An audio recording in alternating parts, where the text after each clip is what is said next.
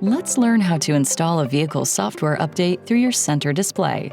Updates get automatically downloaded to your vehicle when it has good network connectivity. The next time you finish driving and put the vehicle in park, you will be prompted by the Vehicle Software Update is Available screen.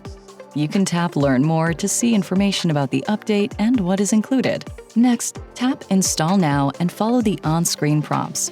Make sure you are aware of vehicle requirements and tap Install Now again after confirming. This process can take up to 15 minutes to complete and cannot be stopped once started. Your center display will remain active and will automatically power off when installation is complete. You will then see an Install Successful screen the next time you enter the vehicle.